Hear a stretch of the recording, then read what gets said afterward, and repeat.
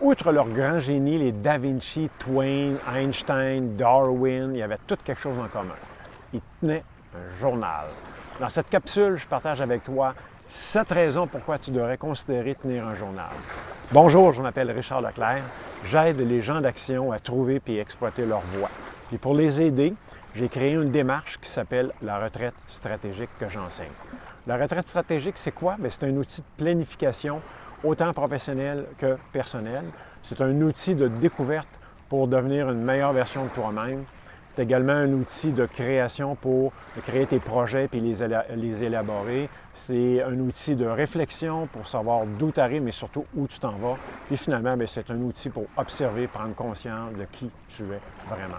Dans le descriptif ou dans les commentaires, tu vas trouver un lien pour télécharger gratuitement un guide en 5 étapes pour maîtriser la démarche de la retraite stratégique. Beaucoup de gens tiennent un journal quand ils partent en vacances pour se rappeler les endroits visités, les sensations vécues, les expériences mémorables qu'ils ne veulent pas oublier. Notre vie, c'est comme un voyage, puis c'est le voyage le plus important. Puis pourquoi ne pas le documenter? Voici 7 raisons pourquoi tenir un journal de bord de ta vie. La première raison, c'est ça va te permettre un temps d'arrêt dans ta vie folle.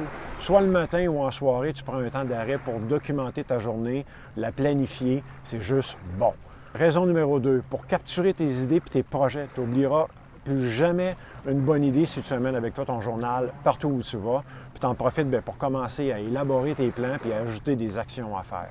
Raison numéro 3, pour immortaliser tes meilleurs moments et te permettre de les revivre. Tu as vécu quelque chose de trippant, tu le décris, tu rapportes les sensations vécues, puis quand tu vas repasser sur ton journal pour faire ton bilan d'année, tu vas revivre les mêmes émotions.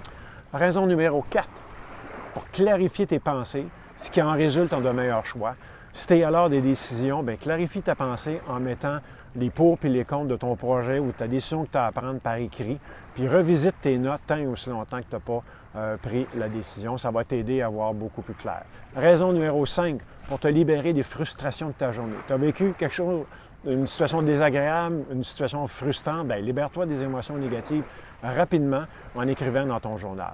Tu es en tas, décris-le, puis libère-toi de ces émotions rapidement.